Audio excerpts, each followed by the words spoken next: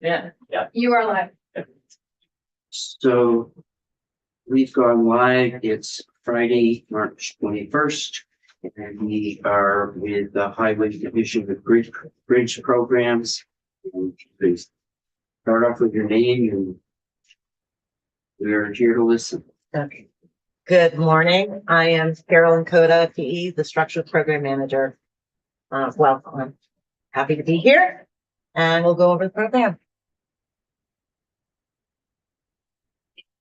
Would you mind just explaining exactly what the structures program? Yeah, yep. So the structured program, we're responsible for, it's actually structures and hydraulics. The hydraulics team for the agency is with me as well. And we are responsible for the preservation, maintenance, projects, new build projects, rehabilitation projects for all the bridges, in the state, whether they're over a highway, over a river. We're also responsible. We do, retaining walls that may have failed.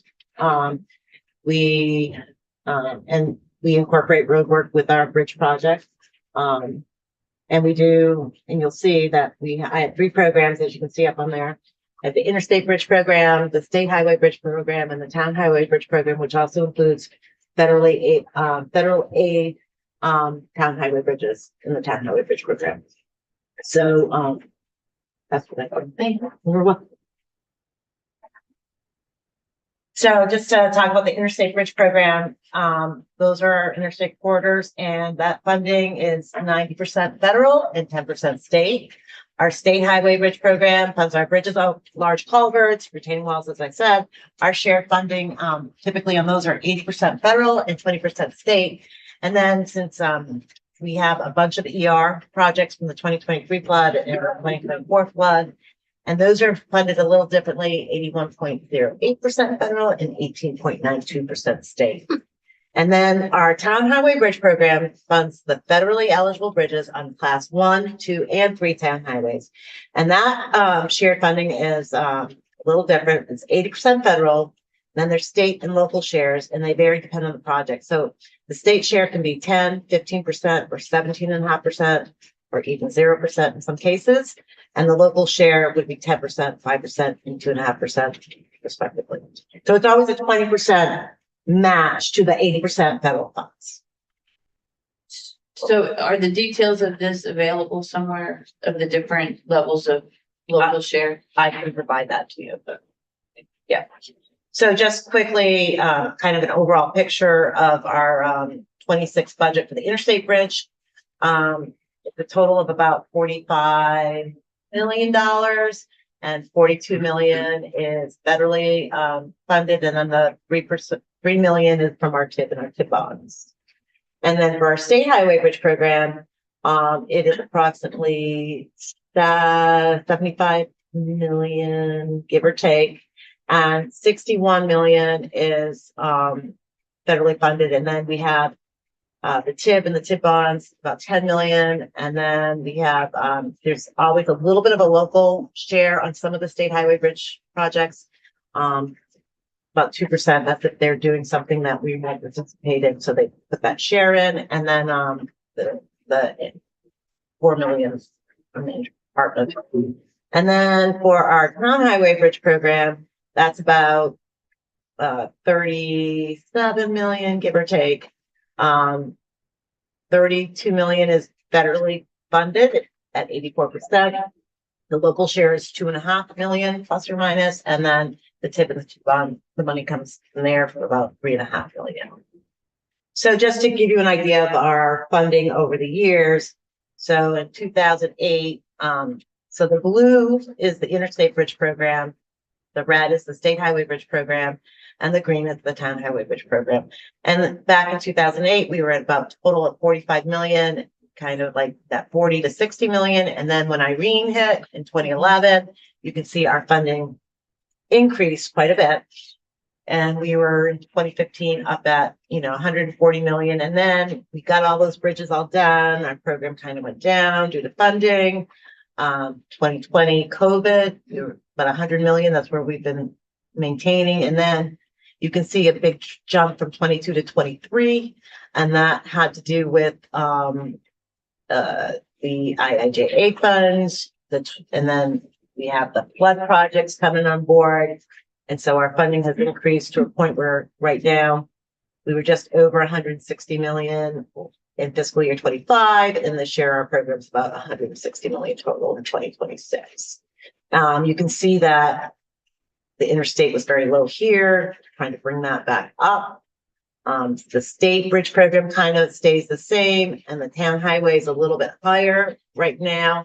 So, yes. So I just back up, and maybe you're going to do this later in the thing.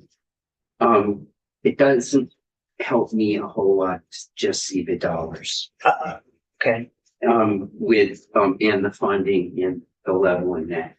We had a 40% increase in general projects across the agency between 2001 and 2003.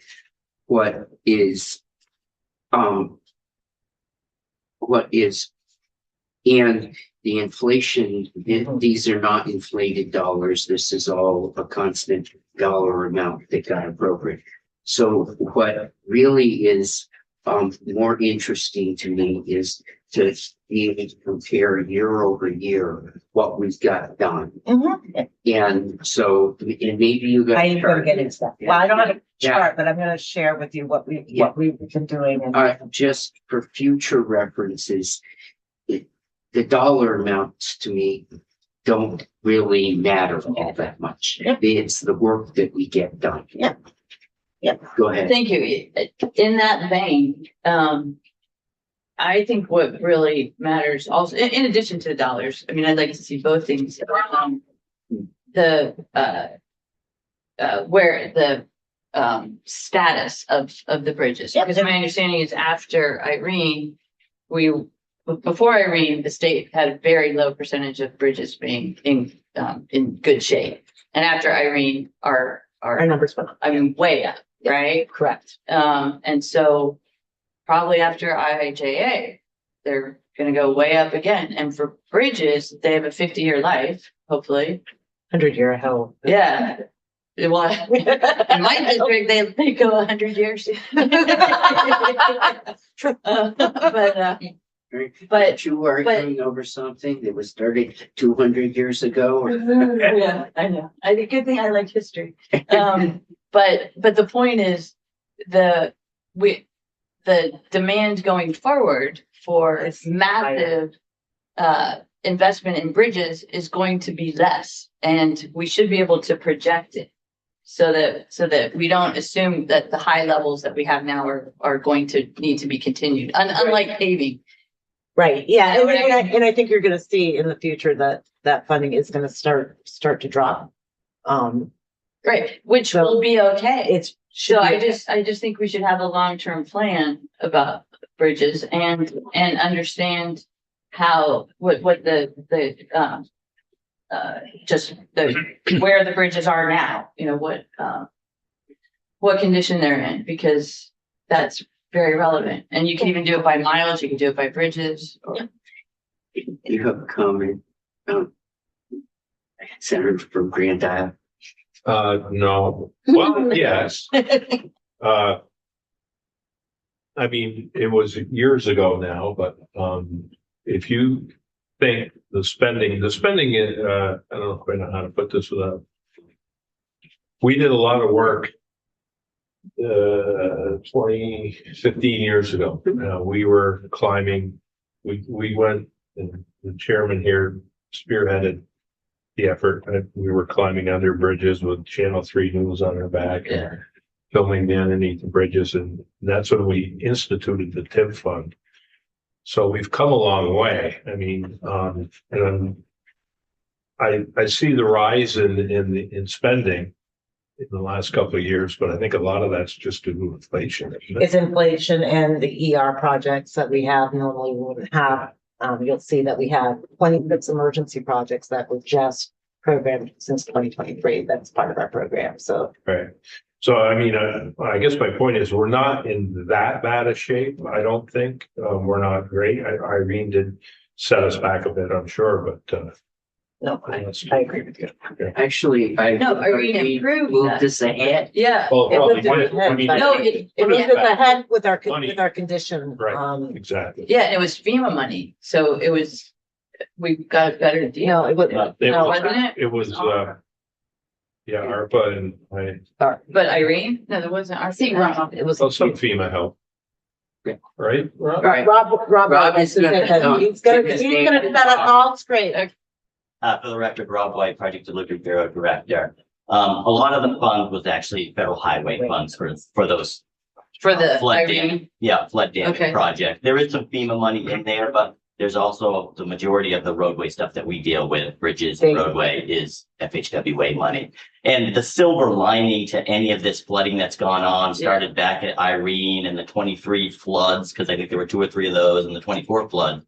Is that is what we call above the line money. It's additional money from Well, our, it's additional, but we really got 2 tranches. You got a tranche that came with the Obama money for the Great Recession.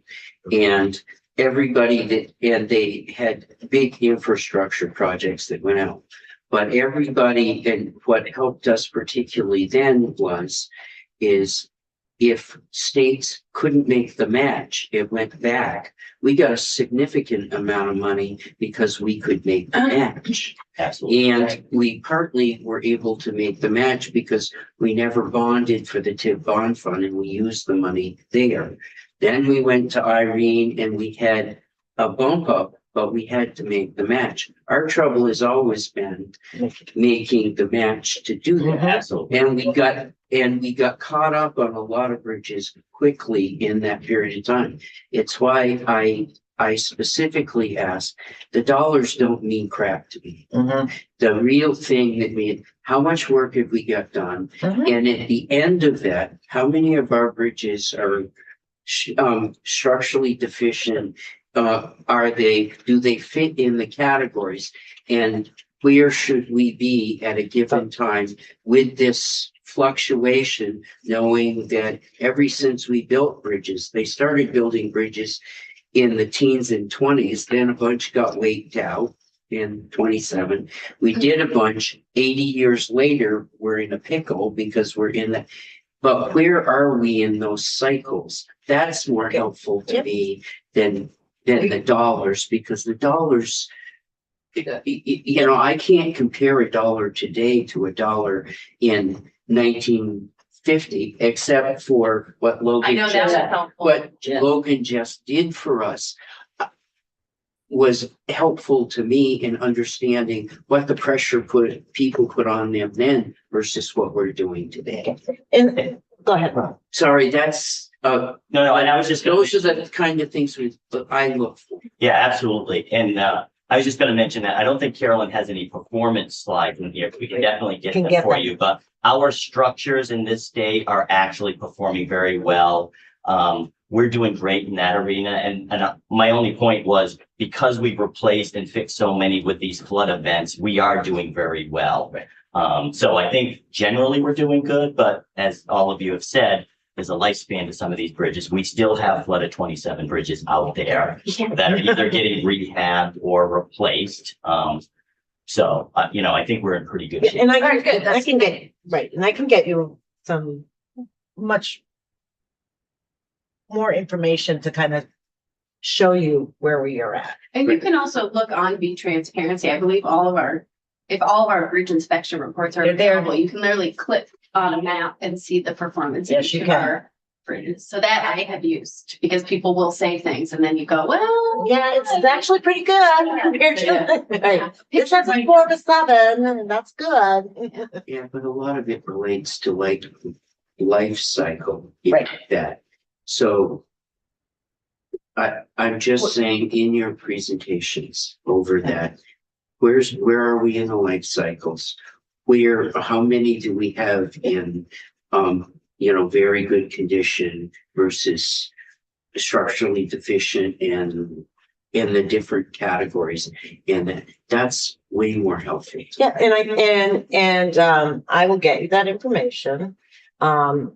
I won't Yeah, have it to you today. I say to you, Irene in the floods did do the Obama money was the first big chunk. We're now in the middle of a chunk of infrastructure money that coming from the feds that, and they aren't related to flood damage. No, they're not.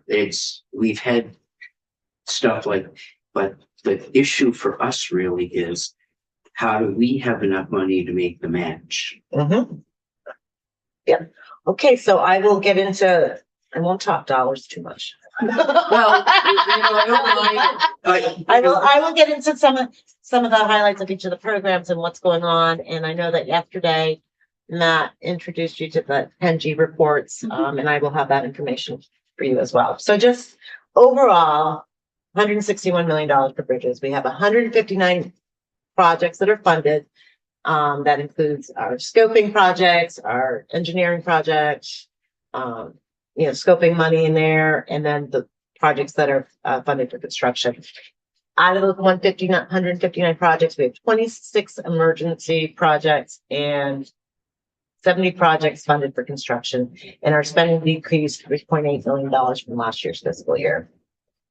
So let's talk about the interstate program, and that's tab 5B in your white book.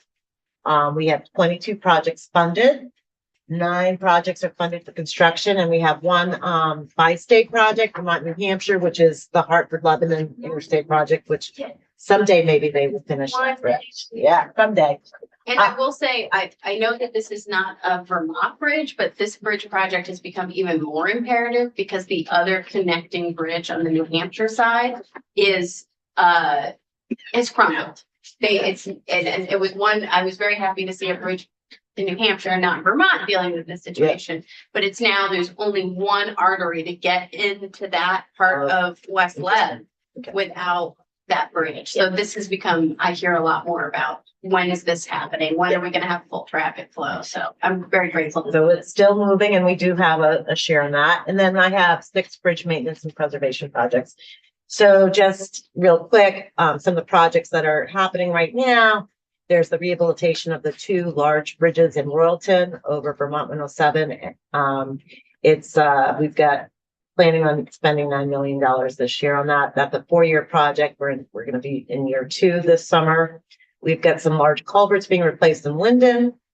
We have the Springfield I-91 CMGC project, which is 5 bridges that hoping the work will start this summer.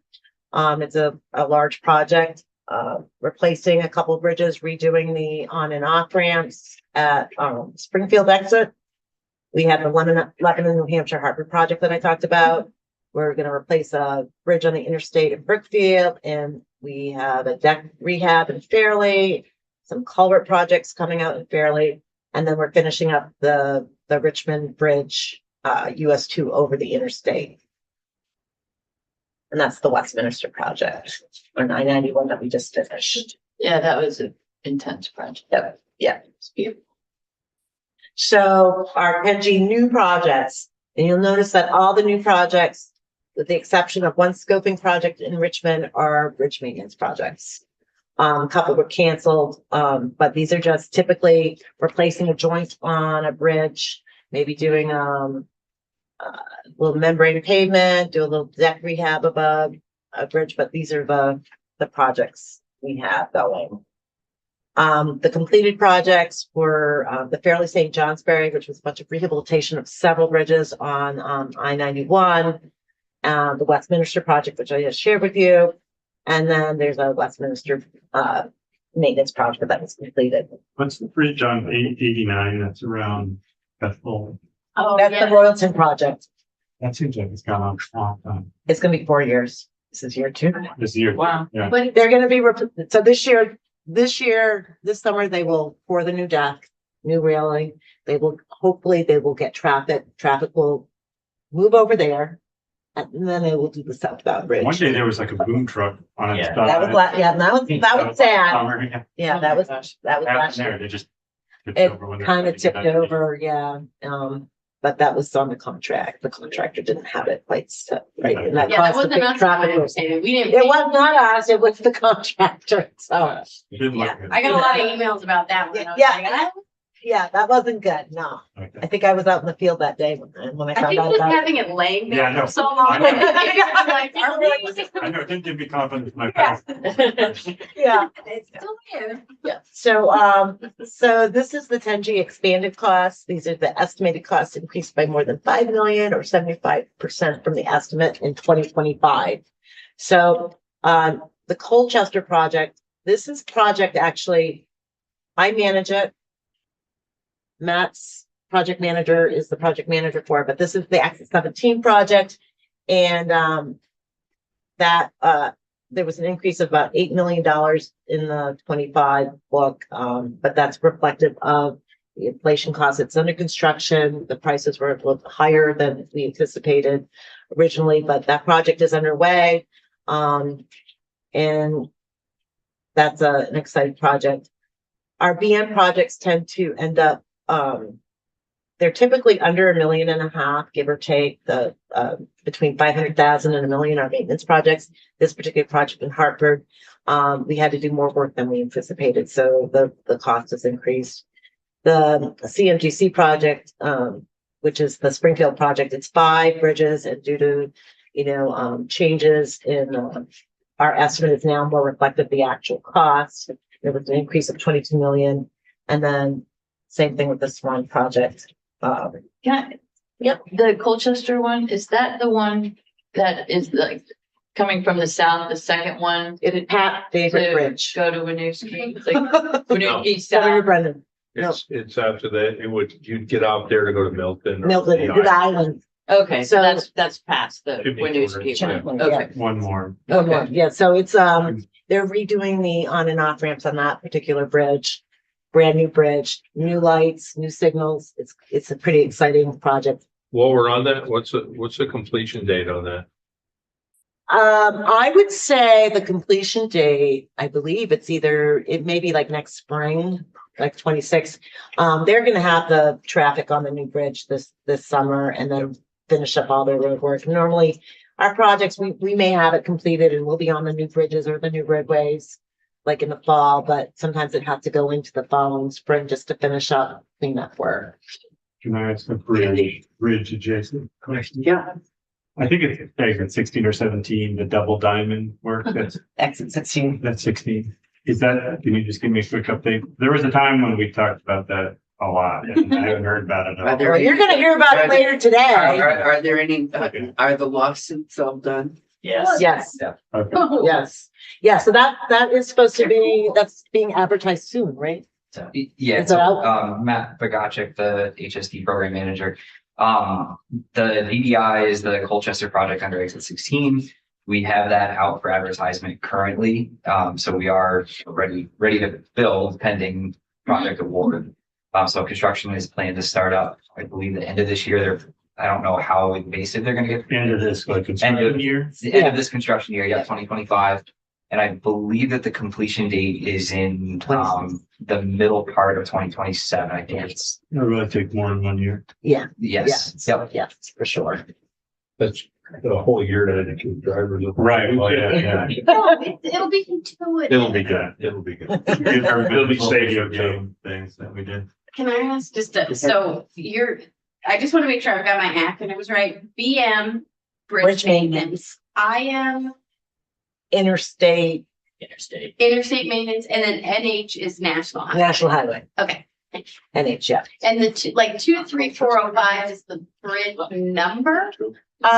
It's, Or is no, it's just the next project in line for that That's actually the route, so route. that 0281. 028 is the route, and it's long enough in this situation where it's broken into segments, and that's segment 1 of that route. And I don't know what that's on. Route 2. it's not connected to the bridge number? No. These are project No. specific. They're Okay. project specific. It has to do more with the actual roadway, the town highway, FAS route. Okay, thank you. Whoops. So the only 10G project with that new 10G report, which is estimated costs increased by more than 10 million from the preliminary estimate or by more than 100% from the preliminary estimate, that would be the Westminster Interstate project. The preliminary estimate was from like 2016. Then we pushed out advertising that project due to budget issues. By the time the project was advertised, there was more work that needed to be done on top of it, on top of the fact that, the actual bid came in at like 22 million, which was over our initial estimate. So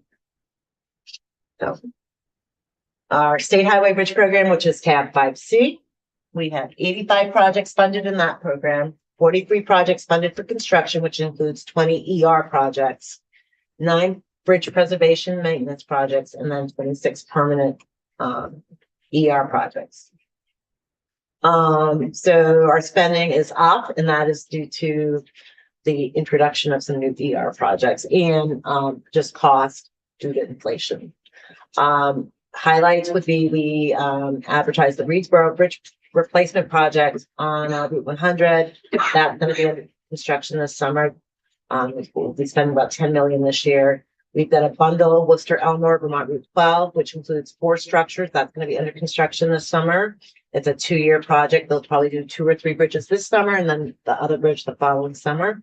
We still have the I have to tell you that the bridges are one thing, but the paving job that we did in 14 is not holding up well.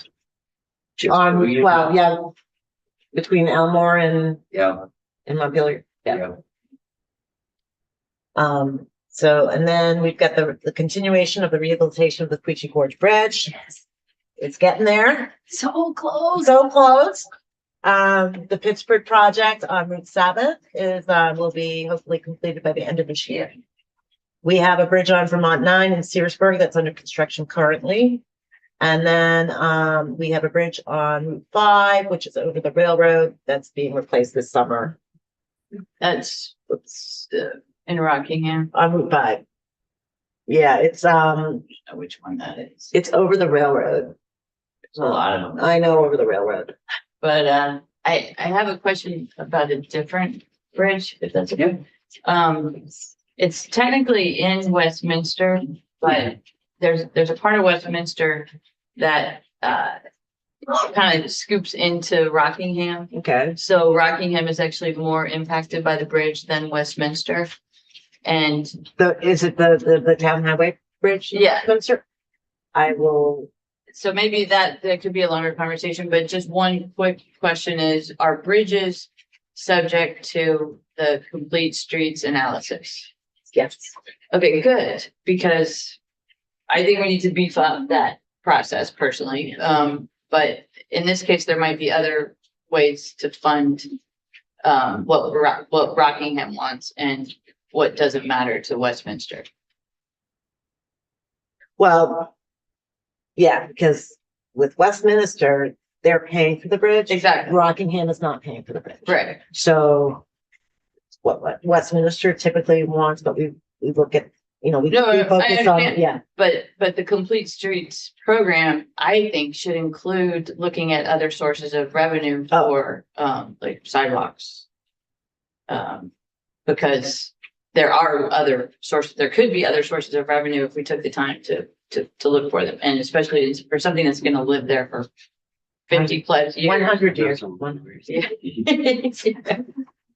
Then if you look at the 100 years, it's pretty cost effective to put in pedestrian facilities, especially for safety, because there's a lot of folks. And we look at pedestrian facilities, we look at wider shoulders. Right. Sometimes wider shoulders provide the bicyclists and pedestrians depending on traffic. So we do take a full look at that complete streets, and we make an analysis and we determine what we can and cannot do. Right. But if we're just looking at what the state is willing to pay for, that's not the whole universe. But this is a question about, this is a conversation we can have later.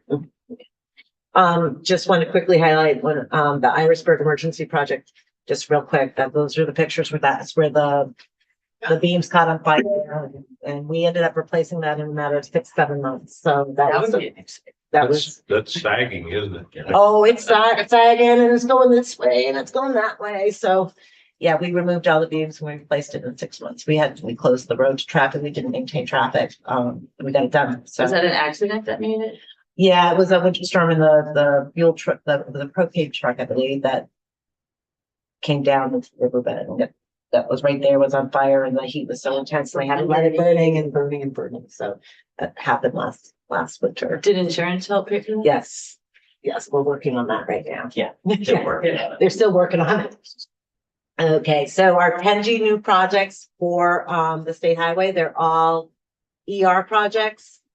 And they are maintenance projects throughout the state. Several of them, those are highlighted there. We do have one bridge between Charleston, New Hampshire and Springfield, Vermont. It's a New Hampshire project, but it's the rehabilitation of a truss bridge that's happening. And then those are the remaining ER projects that we have throughout the state.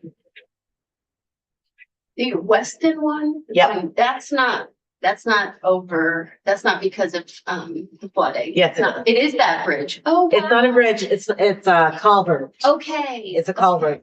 A lot of our ER projects are actually pipes that fail, culverts that failed it.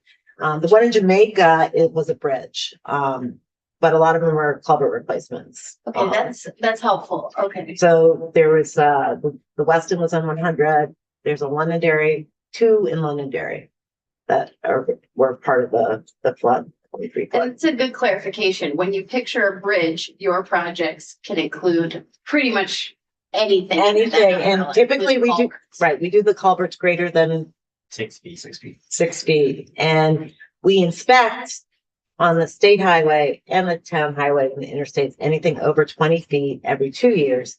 And then the bridges and culverts that are between 6 and 20 feet, those get done every 5 years, I believe, for 10 years. Thank you.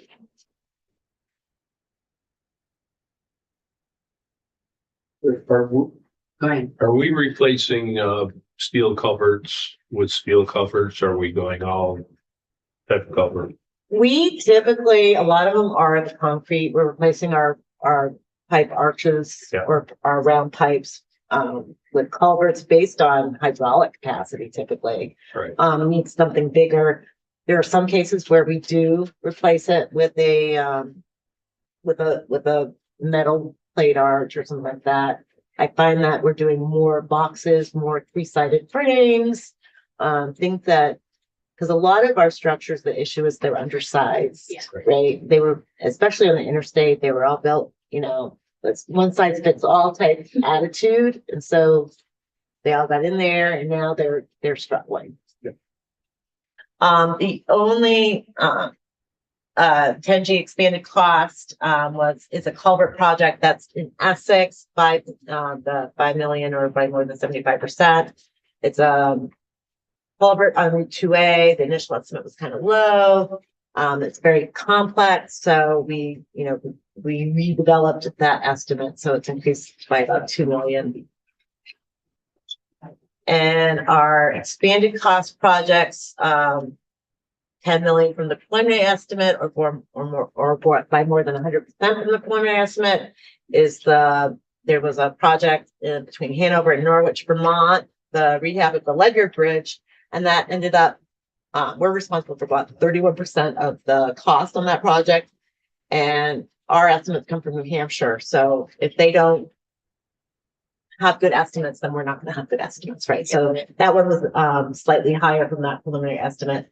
And then the Queechee Gorge Bridge, that one definitely was higher than our preliminary estimate. Originally, we only had one bidder. We advertised twice, hoping for something lower. We still only got one bidder. We made some adjustments to some traffic control issues just to try and reduce the cost, but the project needed to happen, so we awarded it.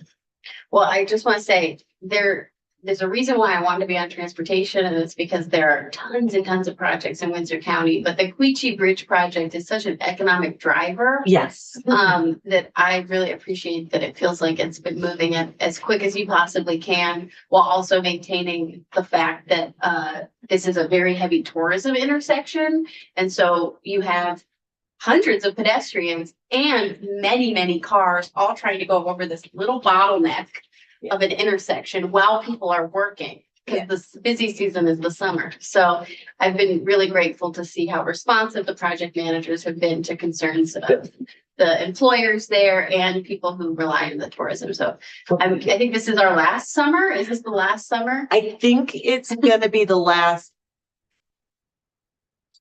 summer. I think the completion date is in 27. But there's some other stuff that's gonna happen like after we get the traffic back on. Okay. Hopefully, I know sooner, right? Sooner, sooner would be great. So the other project, that was, over our, oh, is your hand up? Yeah. I'm sorry. Go ahead. Not to belabor that, but, have we found another way for suicide prevention on that? Are we using the same type of There's a new type of railing that's going to be up there. Yeah. different style? Yeah, to match the aesthetics of what they're putting in for bridge railing and the sidewalk width.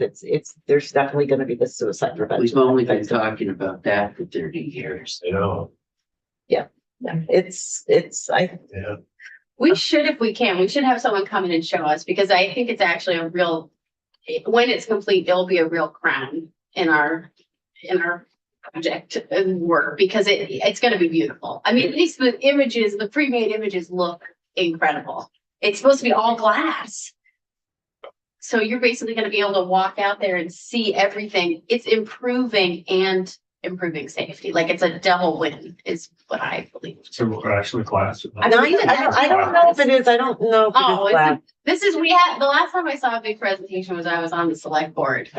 So this is like it's like 8 years ago. I don't know if it's, I don't think It's not it's black. I don't think it's on And black. if one, if they can make the floor. It was, that was, That would be, oh, yeah. Yeah, I don't know if I want to. right now it's these big green things where you can have lookout and I thought it was supposed to be clear to folks as much as I think. I think it is- Clear, but maybe not. black. Maybe Not not. that, but if you want, I can have someone come in and do a 15-minute presentation if you want. Think about that. Just add it to the calendar. I can. 45. It's been going on for 30 years. Okay. So the 10G, that's 10 million from Plan. Estimate was the Reedsboro project. The preliminary construction estimate was in 2019, right before COVID, right before costs started increasing due to materials, et cetera. We did advertise it in 22. We only had one bidder and it was 10 million over our estimate. So we said, we took a step back, we reevaluated, we redesigned it. And, and at that time, the estimate was about $33 million. We did receive a grant on this particular project. We're hoping that, we still have that. I think we're positive, but this one, we're good. Inflation definitely played a role in the cost. And then the Searsburg project was also over. And that was due to, it was another project that just got delayed for advertisement due to budget constraints. So by the time it did go out, that cost was much higher than we anticipated, but it's in alignment with what we're seeing right now. And just a question about Go ahead. when you have this one bidder, is it the same bidder? And Sometimes, oh, you mean like if we advertise twice and we still get one bidder? Yeah. Typically that is the case, but I had a project in Springfield where I advertised it 4 times. Oh my gosh. And, the low bidder in that first one, that was way over our estimate, was not in that final running. They changed. So That's good. So there are Yeah, multiple. there I mean, usually- how many companies do this in Vermont? Just roughly, like 10? well, in the south, that's our issue. We don't have a lot of contractors. As a matter of fact, the contractors that is building the Bleachy Gorge Bridge, they're Harrison Burroughs out of New York. Kabricki does a lot of our work all throughout the state. They're also out of New York. But down in the south, we have probably four maybe contractors that come to bid. Renault, Miller, Cold River. They're the ones that kind of do that area. And then in the north, it's we have St. Ange and some other bidders contractors that bid, but we don't have a lot. We definitely don't have a lot. And these contractors are small business. They've been doing it for years and years and years. So that's part of our competition is very difficult, especially like in the paving industry and things like that. So we do struggle sometimes. Thank you. You're welcome. Lastly, it says bridge maintenance, but it's actually gonna be a replacement. It was a bridge maintenance project. The name stays the same. But we are doing a replacement there, and that cost was definitely a lot more than, we originally anticipated. So we'll get into what everyone loves, it's the Town Highway Bridge Program.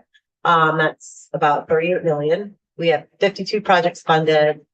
18 projects are funded for construction, and we have 23 projects in what we call our scoping phase. It is a decrease from last year of about 7 million. We are going to have under construction this summer, a bridge on Route 9 in Bennington, right in the downtown. Springfield is a culvert replacement. We have Waterbury, a bridge on Stowe Street, which is close to the interstate exit. That's going to be under construction this summer. We hope to advertise a bridge in Pulteney this year. It's a trust rehab. We have a bridge in Northfield that is on a class 1, right in downtown Northfield, that will be under construction. We have a couple of bridges in Stowe, Wolcott, Jericho. We're hoping to put in a temporary bridge in Royalton. There's a truss bridge that's closed right now to traffic. Going to put in a temporary bridge. The Brackenbarn Hinsdale project is pretty much complete, but we're still funding some work. And they also will start working on designing the rehabilitation of the existing Brackenbarn Hinsdale truss bridges. Okay, so it's a replacement that alarmed me at first, but it's rehabilitation. okay, great. And the new bridge is, Oh, no. is beautiful. Yeah. It's gorgeous. I'm not seeing this on your list, but I had flagged it for myself. I think you're doing a bridge in Heartland that's a covered bridge. Maybe that. It's just, that's in the scoping process. Oh, it's in the scope. Yes, it's in the scoping project. We're also going to be doing a deck replacement in Woodstock on a FAS route. There's a lot of projects in Wyndham Town. In Wyndham? Oh, We need- And I mean, Windsor. Windsor. Yeah. Yeah. Now you're I starting meant to when pick they're up not- on. Can't maintain the bridges. But they can't. They can't. Yeah, every 50 years, the state comes to our area is what happened. We forget that it's part of the. Yeah, I know Montpelier, you guys see them all the time. Okay. It's Can right. you remind me the share on town bridges? It's so typically a typical town highway bridge, 80% federal funded, 10% state funding, and a 10% share for the towns. But that depends on. But if you close your road to traffic, we don't put in a temporary bridge, you get a 5% cut. And so the state pays 15% and the towns pay 5% If you don't close it. if you don't close it. And does it matter if beam is involved, money is involved? That doesn't change that formula. FEMA's If normally, it was a flood, no, if the bridge, if you like had a temporary bridge there because it was washed away, does that change the formula? well, no, so if FEMA's involved, like, It's still part of the federal. it's a FEMA thing, we don't normally, on the town highway bridge program, a lot of those flood related FEMA projects are handled by Joel Perigo, the Municipal Assistance Bureau, some of those. We have a lot of projects. bridges that are just gone, so we have temporary bridges. So the towns So are renting them from us. Right. Yeah, right, so if we were to add that bridge to my program, which they you would have get to a have- 5% share, And yet at some point you'd have to add them to. Or the town would or the town's gonna do them on their own, with. right? That's the Hartford Cutoff Road Bridge, which is pretty much done. Yeah, Oh. I will say I drive over this bridge almost every time I'm in town and we are very grateful you did this. This change is a huge improvement. The other bridge is gone, thank goodness. Yes. The one Yeah. on the left. The one One on on the the, left is gone. yes, depending That's on gone. which, yeah, that's gone. That's gone. And I also want to thank you because Patrick Murphy was really great and he followed up with me because in the completion of this project, there were some lingering concerns around the lighting. Yeah. Beautiful sconces on these lights, but very bright LEDs compared to what people were used to. And it was causing neighbors on either side of the bridge to be like, it basically bright lights shining into their homes at all hours. So thank you for this. And I know you got hit with the flooding like twice Yeah. doing this project. We saw this down bridge here get washed Yeah, out. this one twice. got washed out a couple times. Oh, And, no. and I told people add 3 years. I was like, don't expect this, and you guys still did it. Yeah. So I'm really grateful. I had really lowered expectations for people when I saw it the second time. Yeah, they got it done and it's great. I mean, they have some cleanup work that they'll be doing this spring and It's a huge trucking route too, so it has been very helpful. And you also put a 4-way intersection, yeah. which people were wanting, and I appreciate you doing it. Yeah. So our new projects, this Rockingham, so the Rockingham Bellows Falls project is a big town highway bridge project. We added a new project to, they're gonna build a new bridge and then the existing arch that's there, we're gonna have a separate project to remove that because we have to work with the dam folks there. And then this Winooski project, it's just a utility relocation project, which is part of the Burlington Winooski bridge project. We completed a couple town highway projects this year, Ludlow and Pulteney. And for our expanded cost, the Burlington Winooski BF project, that cost has increased by 17 million. It's a more refined estimate from our original estimate. This is the design build project to replace the bridge between Burlington and Winooski. And then in Danby, we have a bridge. That project is on hold by the feds. It has a rate grant, yes, but, we do have some money to try to keep moving it forward, at least on some level, but yes. And actually, we're looking for another grant because the original grant only covers, I think, 25 million of the project and we need additional money for that bridge. The entire The total cost of the project now is is. about 70 million. That's a really important project. And so we have this project is funded, if you look in the book, under town highway bridges, you will see Doesn't that. matter if it's funded, if the feds pull their money. Correct. We're. Right, well, gonna if have they to- pull the 25 million, then, I mean, we have to take another holistic look at it. Yep. Yep. But this is a design build project and we continue to work on the design so that we can advertise it. That's the issue with the raise grant is that there's a time limit. You have to authorize the construction money by September 30th of 2026. My goal has been June of 2026. That's what I tell people, but it has to happen next year. Or else we could lose the money regardless. So here's the question. At what point within this, and as we put together the budget, if we have projects like this that are significant cost, at what point do you pull the money and look to do other things? And that's a good question. And part of because And how do we stay apprised of how you're moving? good question. And part of the reason we're still moving this project along is because we haven't got a definite from Washington that the money's coming down. And so there is the deadline that we're worried about. I don't think anybody is suggesting that we would, but if there's going to be major adjustments because we have projects that don't show up, how do we keep apprised of what's going on? We will be reaching out to you as we change those. And the big thing is the use of the state funds, in other places. Because in the list we got, there are a few really big projects. Yes, the list that you showed yesterday. I haven't seen that list. So And so it really kind of, for me, I look at it and say, and there's nothing on that list that any of us would wanna not move, but if it's not gonna move, what is our reaction and how?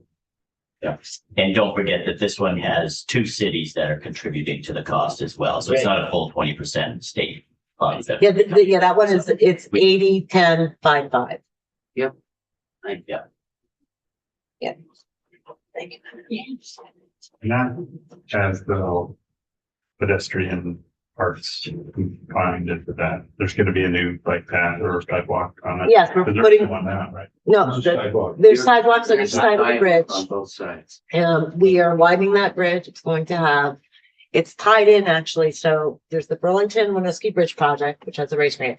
And then right next to it is the Burlington intersection project, which is under Matt's program, but both projects are Okay. tied together because it's all gonna happen at once. And we've got, I think one side is gonna have like a 15-foot shared use path. The other one's gonna have like a 10-foot shared use path for bikes, Yeah. pedestrians. Right now the sidewalk is. 5 feet, It's a maybe 5 regular feet. sidewalk. And it's Yeah. high Yeah. too. Yeah. Yeah, the curb is high and it's. And there's no shoulders Yeah. really on the road. It's 4 lanes and there's no Yeah. And there's shoulders. trucks. Yeah, it's bad. Yeah. So, Well, it was a good bridge in the. Oh, yeah, that's true. I 30s, get but it. after Yeah, the it was. 27. It was- well, that was the unique, Horse. that bridge was built in like a year after it was washed Yeah. out. Wow. You can't do Wow, that. that's pretty amazing. Yeah. Expanded cost, the 10 million from the preliminary estimate or 100% from the preliminary estimate. One of them is the Hartford VO project. That ended up being 100% federally funded. They got 100% the IIJA funds for the construction. And then the Ludlow pedestrian bridge, that also was higher estimate. Was that because of, sorry, Oh, go ahead. Nope. I That's all those are all my slides, but now you can ask questions. Ludlow is because of the flooding too, right? No, Ludlow was it was a pony truss, a small bridge that the town, when they had to close it, it's been closed for a long time. And so they did a little bit of a disinvestment sort of thing where we ended up just building a brand new pedestrian bridge for them. Okay, thanks. So that road is no longer a road. It is a road, but it's pedestrian and then goes to a road. It's a non-driver. Right. Car. So Right. okay, thank you. That's helpful. Any other questions? Now you can ask any questions. I got through my presentation in 45 minutes. Is that a bet? Well, I don't know. it's 50 minutes, but I thought I did pretty well. Actually, with all of our questions. Yes, with their additional questions. We're a curious group. And that's great. I do have one more question. Do you handle the water quality, program? Because that's just so, intertwined with the culverts. I assist with certain projects that are part of this resiliency plan, the protect funds. I don't know if you've met with, Yeah, Andrea Wright or, Otis. yeah, well, there's the resiliency part and then just the, water quality. No, we don't, With ANR. yeah, no, we don't really get Nothing more than involved. what we would, what the Yeah. project would require for Okay. permitting. Right, Okay, for permitting, yeah. okay. Thank you. You're welcome. So what I really, here's the additional information for me that I would be looking for. Okay. Life cycle of bridges, Yep, where are we in a chart with the age of the bridges and their life cycle? So we can see we've done a bunch of bridges since like 2009 to now. Mhm. So we're in a better place, but where are we on that life cycle? Condition of bridges now. And that chart that had your dollars, instead of having charts that give the Mhm. dollars, like in some category form, how would I measure that each year is what we're, the number of projects? how many bridges were actually, or number of bridges? or- And Mhm. that isn't quite a fair thing, but in like categories. If, because we break down bridges, just to get a feel of what work we're doing each year versus the other. Yep. So are we keeping up? And those are the kinds of things where I can get a higher level picture of where we are and where we're fitting. Mhm. And you get kind of where I'm headed, Yeah. but if you, So if you wanted to add to that, that would be great, but I love going through the individual projects. There's not many in Wales, so you go. There's lots in Windsor. So, but from that high level pitch across the state, see where we are and what we are. And as I said, the dollars, because of inflation, Yeah, I know it's hard. particularly the last 5 years of inflation, it's really hard to judge. Right, I agree. I will, I'll have my team put together some really great, charts. And we will get them to you probably, And what we before the might end of next do week. is get 15 minutes. The other thing, and I would say generally, and it occurs to me during your presentation, we're in such flux, and you can take this back to the agency. Normally, you put out a few bids and some are too high and you come back and you hold up projects. And with the number of projects that are like the bridge in Burlington, at some level, I think that bringing something back to, I don't know whether it's the Joint Fiscal Committee or what it is, but some formal way to report to us about what the shifts are going to be that you're looking for within them. Quite frankly, when I get to roadway and those type, if we have a bunch of projects that have to be moved outside of appropriations in here, and it would be better if, for example, I'm not doing as many paving projects, but I might do more in maintenance for shim coats to get those balances. I think we're gonna want to know, because the flux in the federal money is gonna be greater this year than I think we've ever experienced before. I understand. So how would the agency propose that the legislature stays on top of it and gets to, once we get past a certain level, be able to say yes or no to it? And out of session, it's usually, we've tried to put together a JTOC committee before with transportation people. But joint fiscal is the more common used, but at some level, we'll want to think about that in relationship to the budget. okay, Okay. are we good? And if there's other comments. I have a comment on a different transportation item or subject that I want to talk about while we're still Bridge, in that- road, transit. That's, I know it's not you all, but that's not there. so- We- but just before we go offline. I yeah, wanted we're to- gonna have the transit people in here. Right, I just wanted to explain the recent issue Sure. to it, with as much, Yeah. but that's not you folks. No, Patrick, or, actually, yeah. if he was here, it would be a good time to do it, or Michelle, but Michelle's, Right. Michelle's on my bad list right now. Oh, no. Oh, Or Rob, Yeah, she's off going skiing.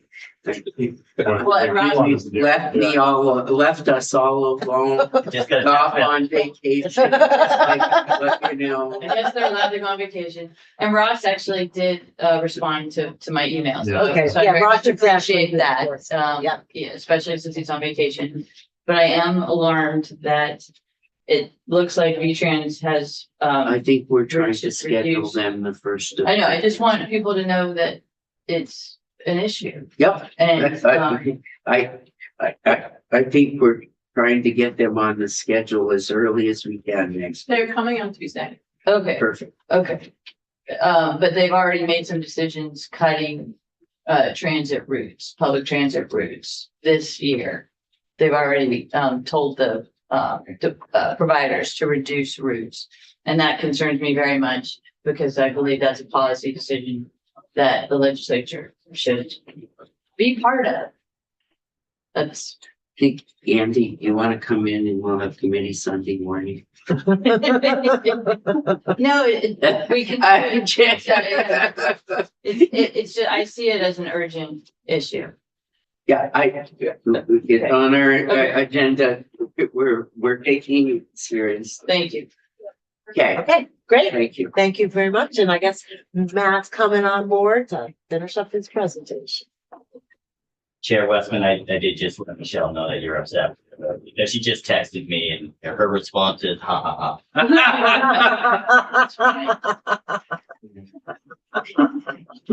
Don't get any sympathy. So if you do want me to come back with those new charts, I can also bring, If you could, and we like, don't. not need- next week, but Yeah, we don't need a long, but 10, 15 minutes, Yep. just that high level of where we are. So have a clearer picture yeah, I'm happy to do that. where we are in the cycles and. Yeah.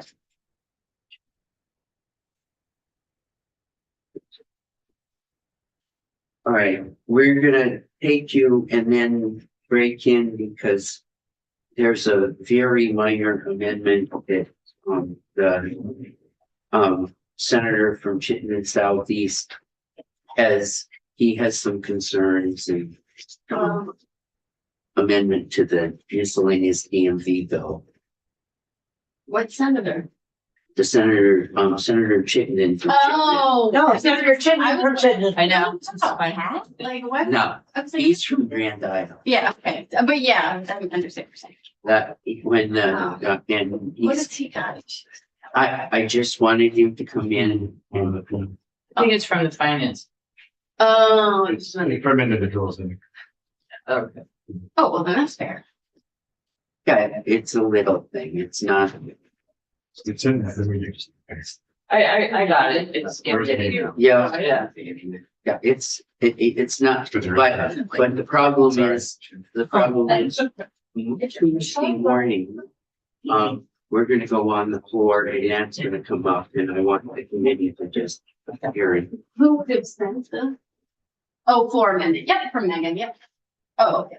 Let's see. Oh, that's it. Oh, yeah.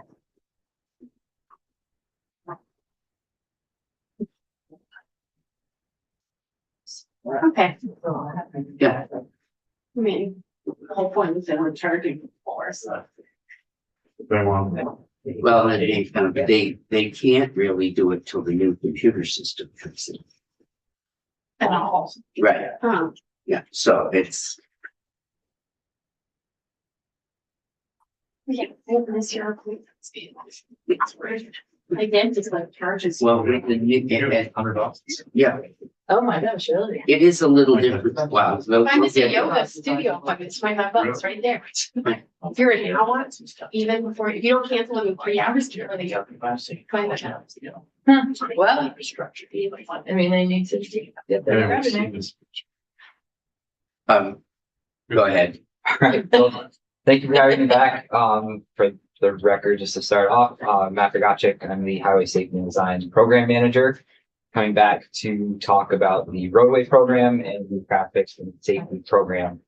Yesterday we talked about the paving program, and of course, happy to answer questions if they arise on that as well. So just quickly, this will be in the roadway program. This is a shot of a finished project that we had. This is the Wellington NH Paul Print 61 on Route 9. And the discussion of the program will be out of tab 5D in your report. So fiscal 26, we have an appropriation of $67.66 million, which is a minor increase compared to the fiscal 25 program budget. It's roughly $600,000 more. Similar to the paving program, this will include funding for 3 different phases: preliminary engineering, the right-of-way acquisition or easements acquisition, as well as construction phasing.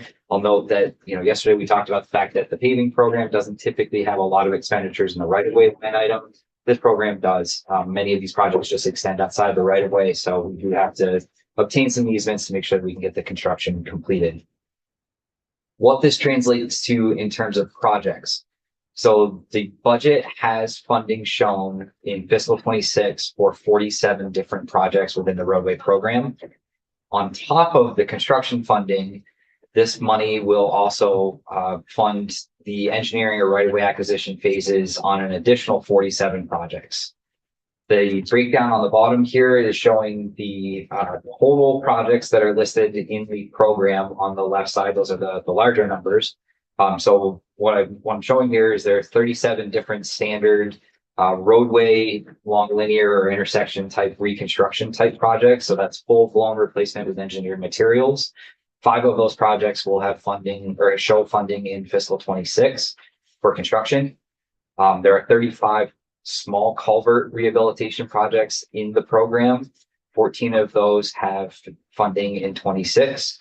And there are 15 ledge removal slope stabilization projects in the overall program, 3 of which have funding in fiscal 26.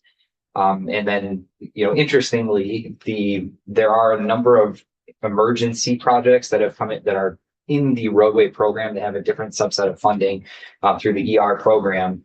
But there are 40 of those that are within the roadway program, 20 of which have construction funding in 26. And then there's a line on the bottom here that says it's titled miscellaneous projects. And just to give a little glimpse into what that is, we have a couple of stormwater retrofit type projects that are within the roadway program. There's also at least there is one FEMA project that is a resiliency project along the Whetstone Brook. So do they all get into emergency basically because of floods?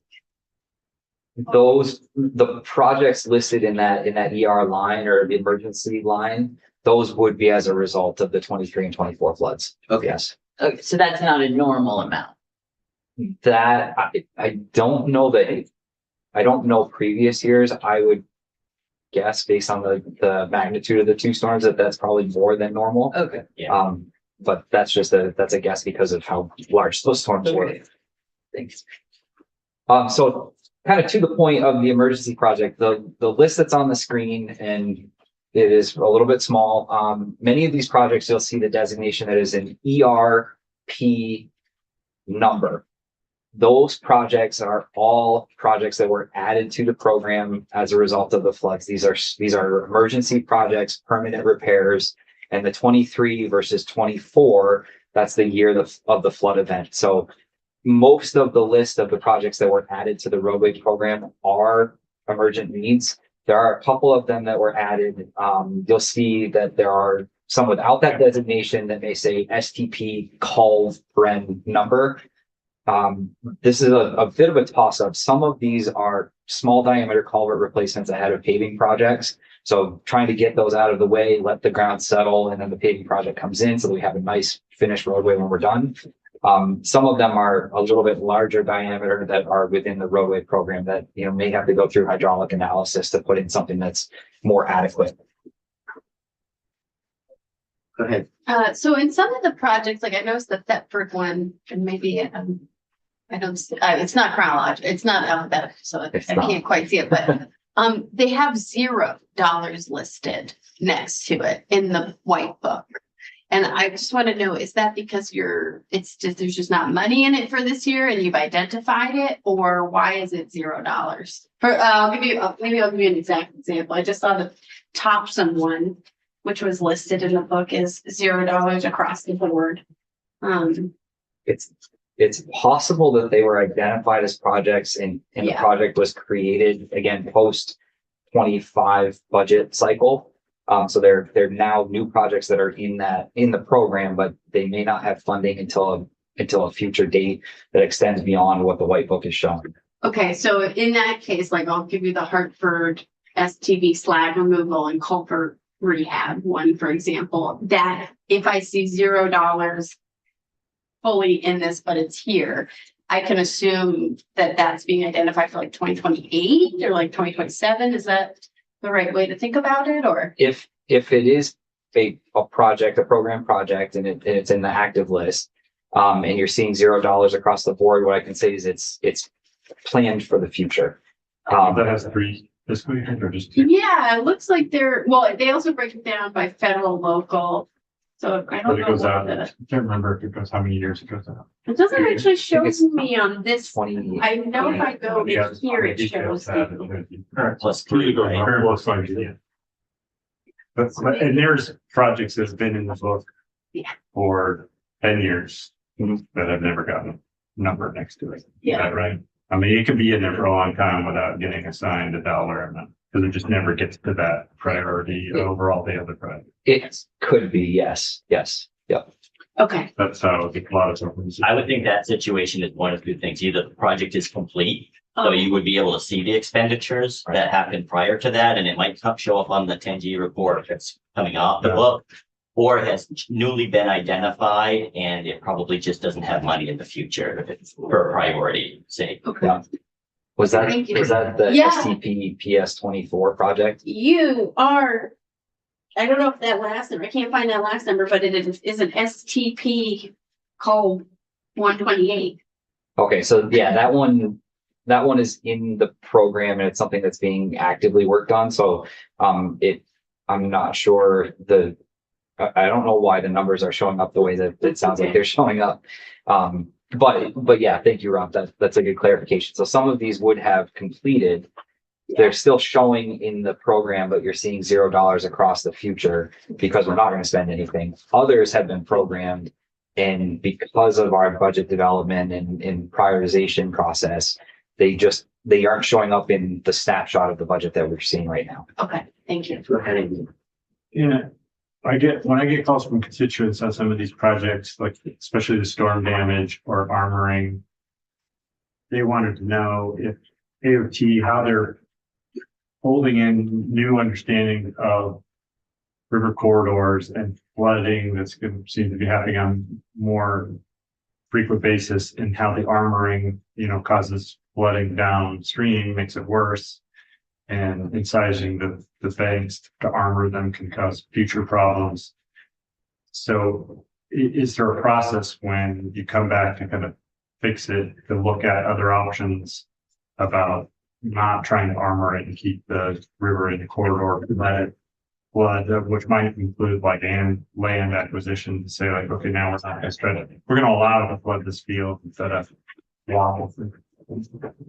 Yeah, so the initial project is more so looking at that point location, and we're taking we are doing hydraulic studies when we're doing a culvert replacement. So Right. making sure that we're putting in something that is resilient and planned Right. for a That's larger. another issue. Right. The other side, being,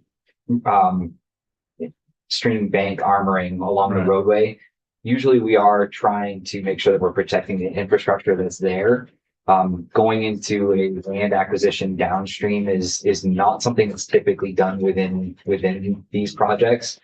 Because Are you required to armor it to prevent it from flooding and land that's still now? So there's an example on Route 2 on the flat there, Plainfield, that it seems to be armored, not only to protect the bridge that got damaged in the 24 flood, but also to prevent it just from flooding that field that would get flooded. Now the armoring is going to prevent that. So it's just going to cause more water to flood somewhere else downstream.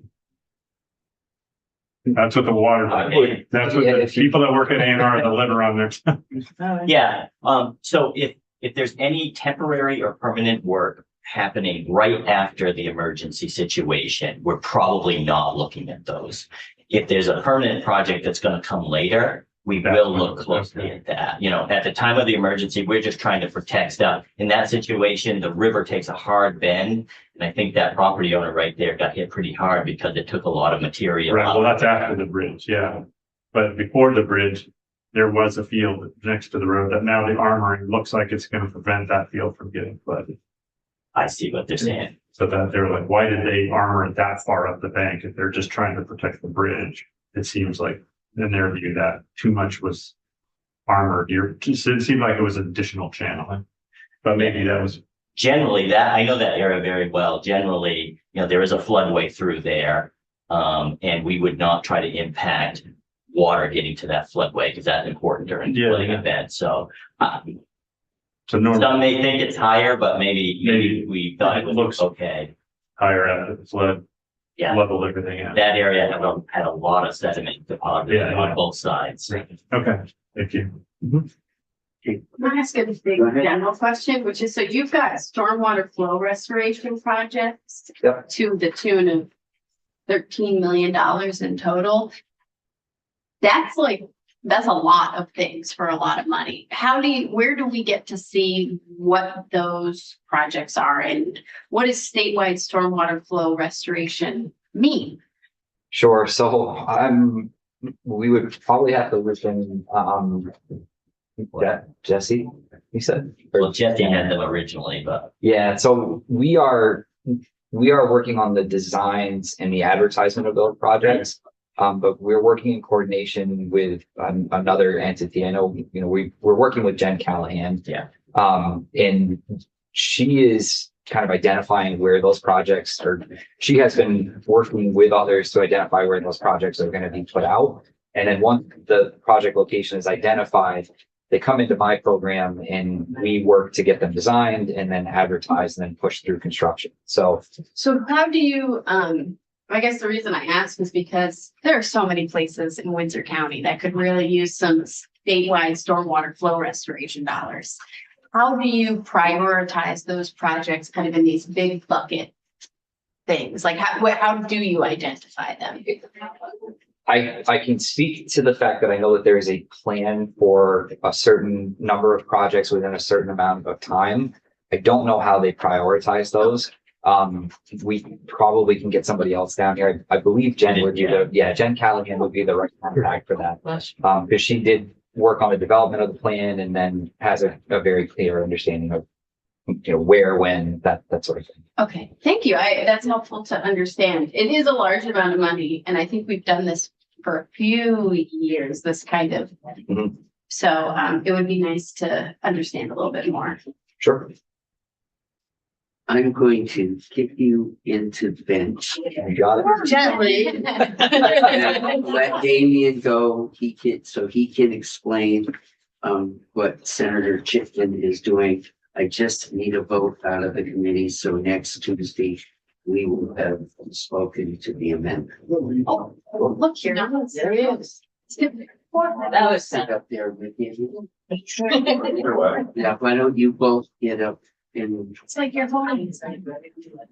I'm right away from this place. What?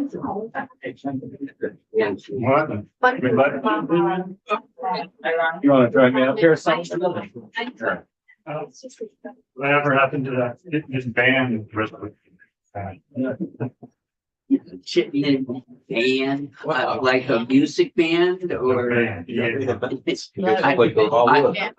don't know. I have no idea what you're talking about. I like that. scene. I thought I'd even give them that.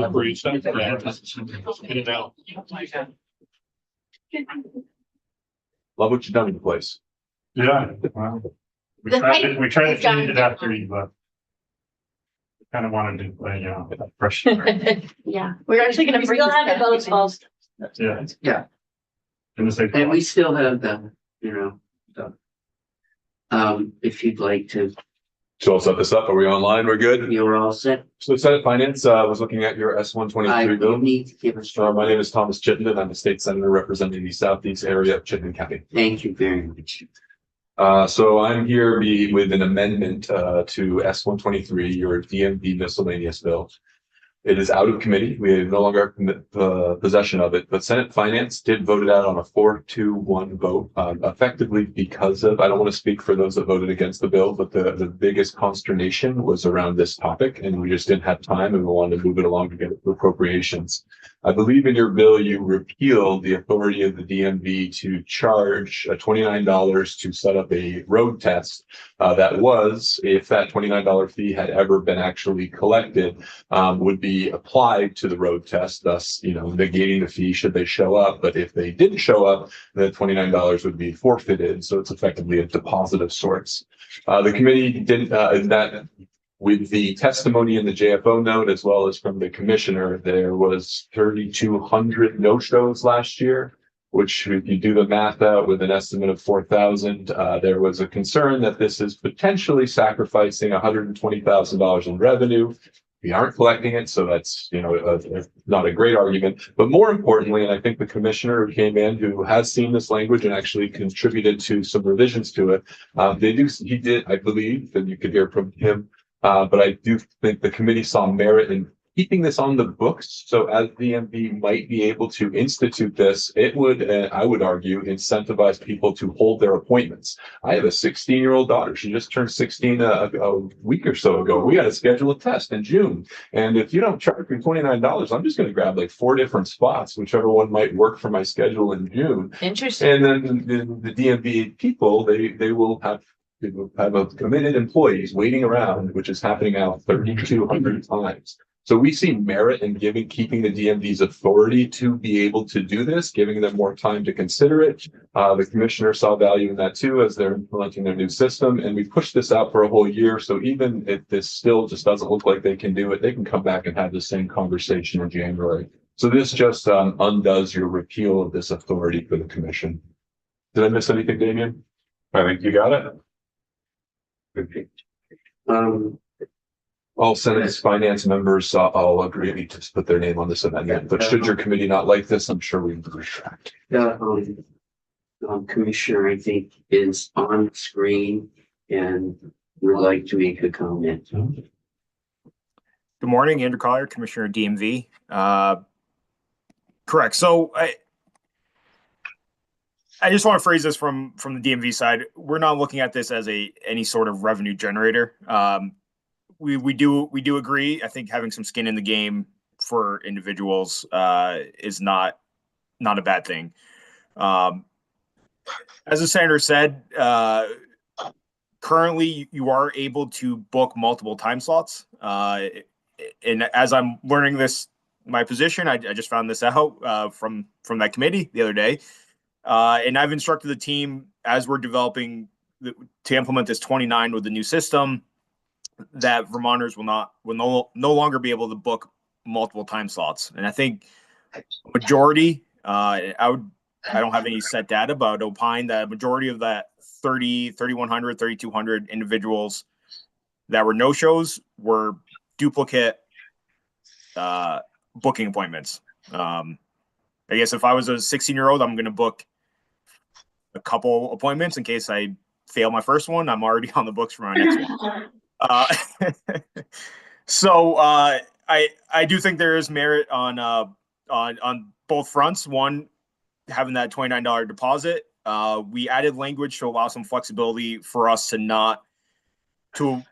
if there is a no-show, for individuals to apply it. That's not like an automatic forfeiture of that 29. Things do come up, and I don't want this to be a people to repeatedly spend $29. It allows us that flexibility to have that good customer service. And with that, we will be only allowing one time slot for individuals. So the question really is, when will your new system be in place? And what date would you suggest that this started?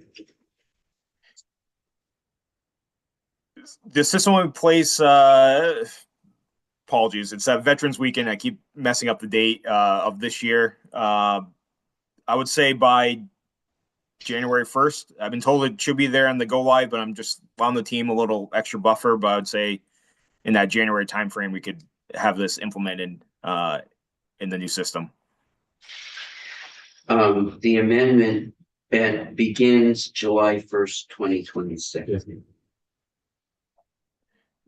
So we can launch this before. I don't know if we have to change language to allow up to, or I guess how would you phrase that?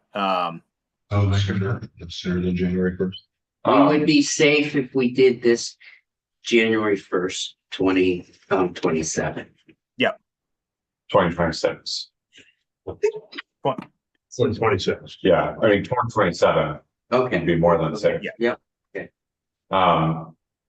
So the, I'm messing up on my ears, so. That's fine. The amendment could be changed to say beginning January 1, 2026. It could be changed to say beginning no later than July 1, 2026, if you want to build in some wiggle room.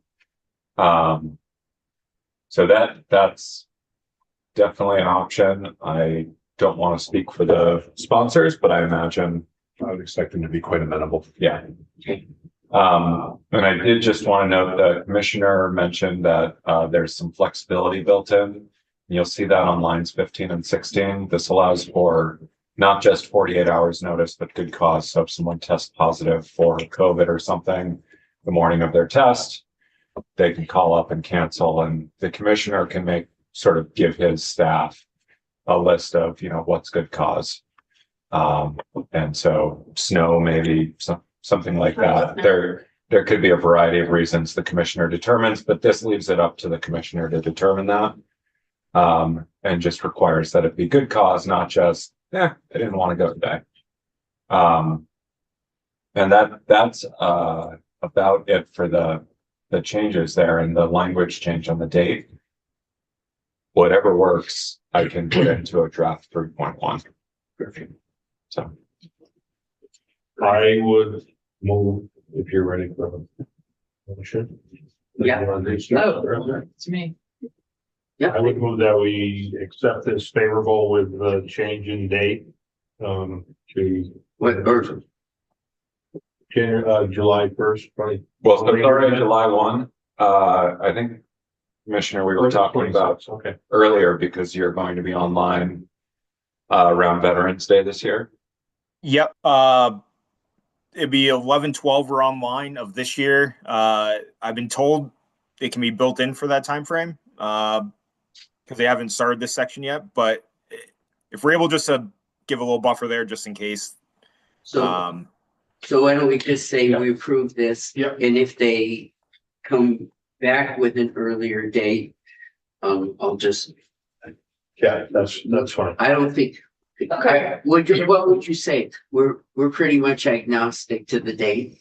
They could do it before. The language doesn't prohibit them from doing Right. it. Right. Yeah. I would say we could just say on or before. Yeah. Okay. July 1.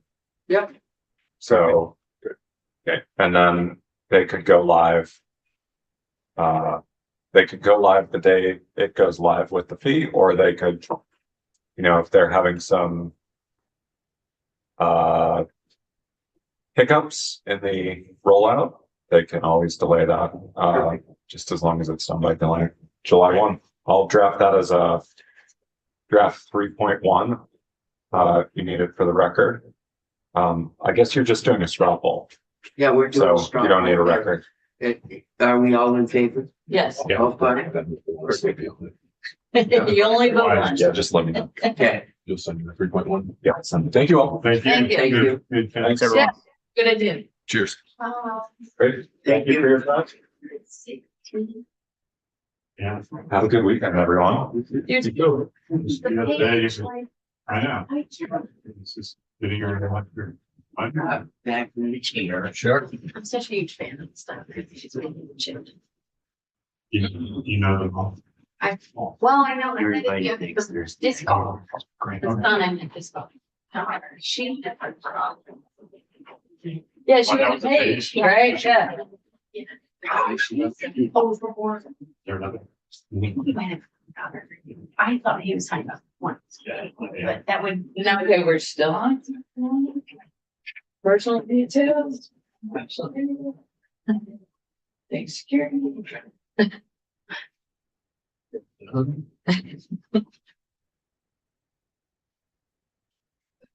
You're back. I'm back. But Thank you for your flexibility. Absolutely.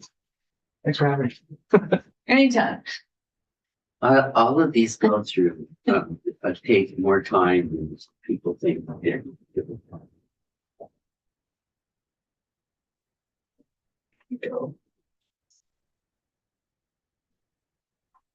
Okay, so we had left off at the new projects, talked a little bit about the fact that they're ER work, and some of these are also culvert replacements ahead of paving projects. moving along, these are the first round of the expanded projects. So you can see the title block there. This is an increase of more than $5 million or 75% compared to the fiscal 25 estimate. The majority of these are a replacement of the previous plan set, the previous plan milestone estimate. So we may be going from an initial estimate where we had roughly a placeholder in there, and didn't really have the definition of what the scope would be or how far in depth we needed to work. So you'll see some of those are updates in here. Some of these are a preliminary plan phase, so we've got a pretty decent idea of what the work is, but then we get to the low bid and there have been a couple of plan revisions and milestones in that time period. Pricing has come in, we've been able to adjust for some of the more recent bid histories, and then we get the low bid and it ends up being different from what that plan milestone was. That covers the list of those expanded projects.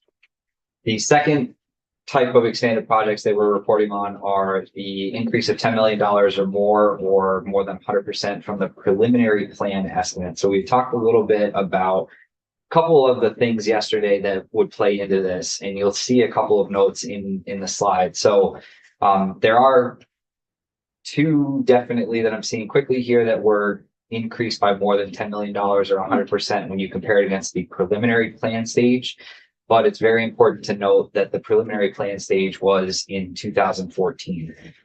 So time obviously is a huge factor in this. Many of these projects or most of these projects are Cost more today than in 2014. it does. It does. Yes. 11 years has increased the price. So all of these projects are, I lost what I meant to say about that. So this is a comparison against the preliminary plans. Some of them are age related. The scope of the work, back to my train of thought, the scope of the work has remained consistent on these projects. It's not like they've taken on some major increase of work or another piece of the project. They are still the same scope. It's really just going through that plan refinement, adjusting to the current bid trends, and then getting our most refined estimate as we get further in time or further advanced in the project. And finally, these are the projects that are complete within the roadway program. So they were on the 25 budget and they will not show up in fiscal 26 because they've been completed. So that means they have, because the title no longer funded for construction could be, we just decided not to do it, but that's not the case. That's not the case in this one. This is really the projects that are complete. Great.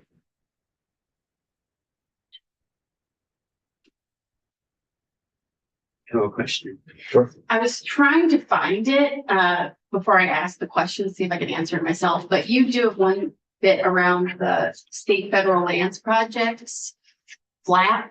Yep. With the Eastern Federal Land Access Program.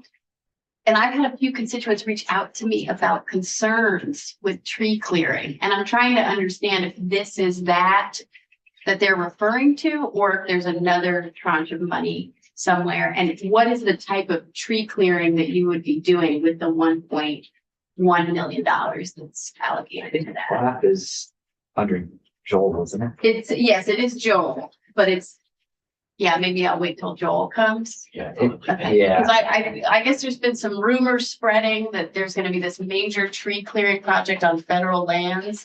And I just want to make sure that this is not that. Yeah, I would recommend waiting until Joel comes in. Was he the same person that would work on tree clearing or visibility in encroachment on the right of way? Or is that a different? No, We talked about that, and Yeah. sometimes trees are cut for those purposes, but that's different. Yeah, this is where I was confused, as I was like, I think this is what they were talking about, because the Eastern Federal Lands Access Program is what I had a constituent reach out to me about. So I don't know if it's just that's the overhead and this is a project that's funded under it, but I guess there's an expanded scope of what they're allowed to do now under the Trump administration. And there's this belief that we're going to be logging all of our roadways was kind of the thought. So I don't know any more information, but if you don't, I'll follow up. Yeah, I don't. And to the point of visibility within the right of way, that tends to be an incidental construction activity for these programs.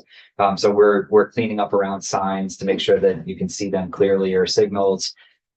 Sometimes they are taking the foliage and moving it back slightly if there's hazard trees within the right of way. And that activity can happen with these projects.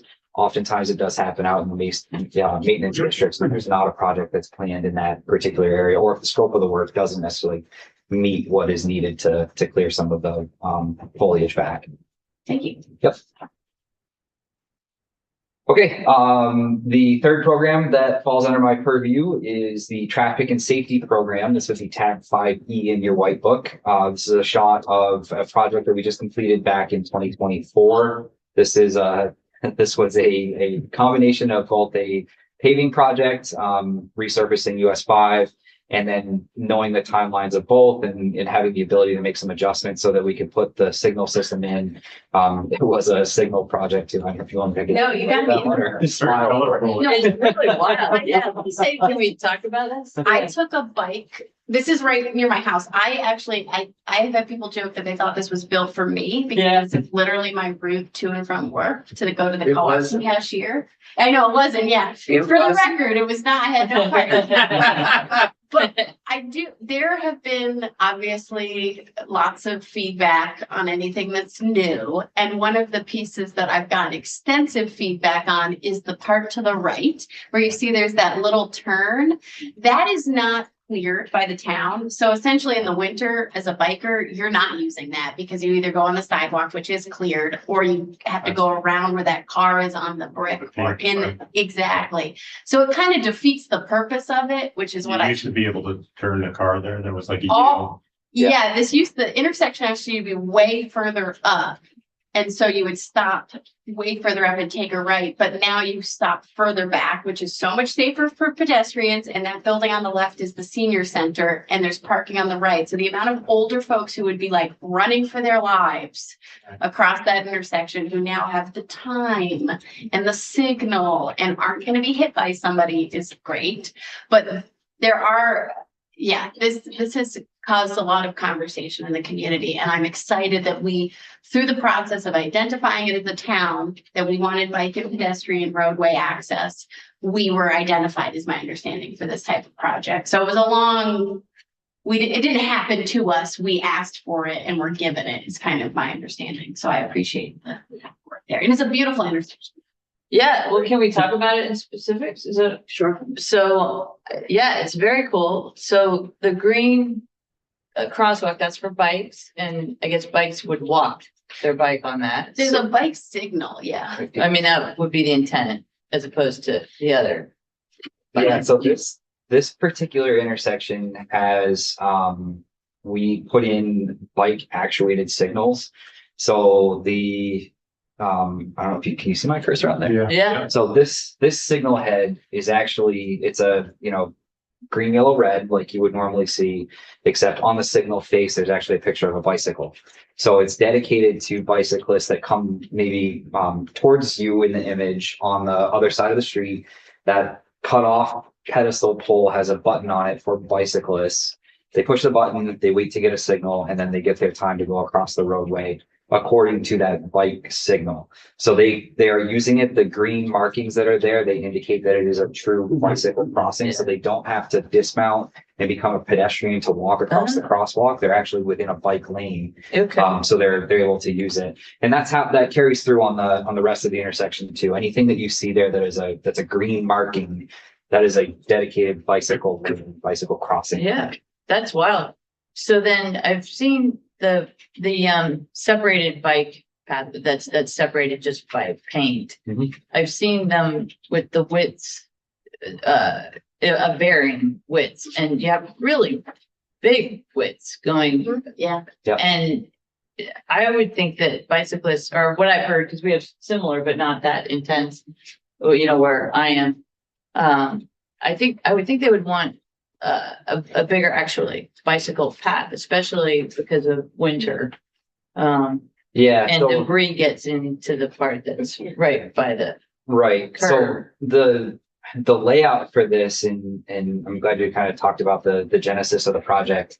The full corridor, US 5 as a corridor, went through a full study, and there were recommendations on lane widths and what the town was looking for with that corridor. So this area prior to the paving project was 2 lanes in either direction. So what we did is we utilized, recognizing that we were within a resurfacing project, we had a pretty limited scope. We needed to stay between the curb lines. So the scoping study recommended removal of 1 travel lane in either direction. And what we wanted to do was leave that pavement there and just repurpose it.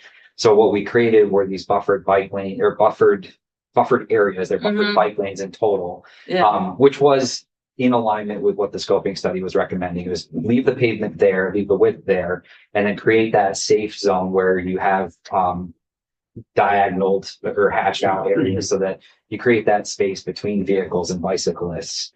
So that was part of that scoping study and where to place them. And they do continue on as you head up the hill towards the Sykes Mountain or Sykes Ave roundabout. Right, and I haven't seen it You're gonna like get this the yet, bike but it's very experience. cool. But sure, and I know there's long-term plans for Route 5 also. But what I'm interested in, and we don't have to talk about it more now, but my question is about the size of the buffer, because there's got to be a preferred size, and it looks like it's bigger than I thought it would be, because I've been thinking you have the preferred one in the upper part of the picture. Yeah. But you don't need to, let me just ask you, so that, the brick, it looks like brick is that for trucks to be able to make the turn? Yeah. So kind of what was alluded to before this, what we've lovingly called the pork chop island on the. Oh, yeah. It does look like a pork This chop. used to be a slip lane. So we took that Okay. area and repurposed it to create that channel for bicyclists to ride through. Although it sounds like we have some Right more in the summer definition and to do. spring. Well, that's maintenance issues, yeah, which you always have. But we certainly recognize that trucks coming from behind you in this Yes. picture may not be able to make that corner, so that the brick pattern, it's actually a concrete island, Okay, but it's stamped concrete to look like brick. It's a truck apron, That's so great. it's meant for the trucks to actually have their trailer tires roll over top of it. It's got a chamfered curb line along it, and then it's set such that it's not inviting for vehicles to drive over it. right, no, it's great. Yeah. It looks really good. And not to belabor this too much more, but the big point I want to make is even if you don't like it because you don't like bikes, the traffic calming of this change is huge. It is quieter, it feels safer, people are way slower. And so I've had some people say, oh, it's taking me more time. Yeah, because people aren't speeding down the hill and coming to this intersection and like braking hard. And so all of it has become safer, calmer, quieter. And that feels like, even if you don't care about bikes, just as a driver, this whole intersection has improved. So I'm really grateful you guys spent the amount of time you did to get it right. You've got Sorry. 5 I know, it's so fun. Like some Yeah. like, oh. Very, very fast. You've got 5 minutes. Got 5 minutes. All right. Talking fast. So breaking down into the numbers again, tab 5E for the traffic and safety program. This is all of the signals and all things traffic control. We have an appropriation of $45.83 million, which is a slight decrease from fiscal 25, being $4.8 million. Same funding. We're going across the design, the right-of-way acquisition, and then the construction. And what this money gets us is the budget is at least showing funding for 14 separate projects within the traffic and safety program. And in addition, we'll fund the preliminary engineering or right-of-way acquisition for an additional 37 projects that are within the program. So all of those numbers being money shown in fiscal 26.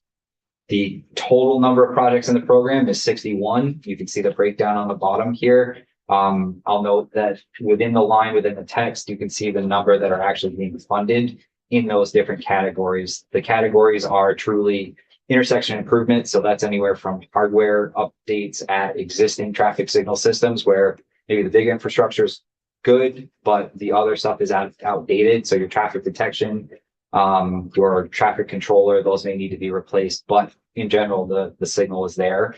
And that goes all the way up to the more complicated ones like the DDI, which is exit 16 in Colchester. So very, very wide reaching scope of projects in there. The other two categories are truly on that asset class replacement. and traffic control type mentality. So we have 9 sign projects that are within the program, 3 of which show funding in fiscal 26. And then we have our cyclical pavement marking projects that are within the traffic and safety program. There are 4 in the program. There are also 4 that have construction funding. That's something that happens every year is we have 4, there are different regions and then the initiative. For added projects, the only one that was added was a crash reporting HWCR friend 333. I asked a little bit more about this particular line item. It is meant to be something that's likely to show up on these lists going forward. It's going to be kind of a yearly programming to cover the funding for the craft reporting system. And that can be training for internal and external staff. It's digestion of data that's being brought in. It's not actually the acquisition of the data, but it's working with it to see what the numbers are actually telling us. It's exciting. For expanded projects, again, these are increased by $5 million or more, 75% or more. We have a couple that have gone through and had more refined plans, worked through that plan refinement stage and then have gotten to the low bid unit cost. So you'll see some of the increases there. All of the scopes on these projects are remaining consistent. So there's not an absorption of a bunch. Yeah. Expanded projects on the next level up, same type of thing. Preliminary plans versus the current estimate. The DDI, which is the Colchester project, had had a preliminary plans at 2014. So that's again, same thing as roadway where, time is a major factor. Diverging Diamond was pretty good increase there. That's the one I was wondering about, because that's a really cool project too. That's, Yeah, Very intense. that's a lot of money. Yeah, well, I've seen it. Yeah. Well, trust me, I know a lot about it. yeah. Sorry. This This is the last slide, completed And project. I would just say to you, if you ever try to move the chicanes to permanent, you want to contact those of us that are in the legislature locally. If you try to take the parking in the winter, there will be issues. Oh, this is. Okay. There, that time was right. So 108. And I find will, chicanes in your- I will tell you that, I think that, the chicanes you put up have worked very well, Yeah. but there will be issues, particularly on the Jeffersonville side, if you try to take the winter park. We'll let the appropriate people know. We've got, You will bucket out of the chicane. Just Well, saying. not the chicanes, the parking. The chicanes don't hurt the park. We love the chicanes in the summer. In the winter, when the road is closed, it's one of the few areas where there's extra parking.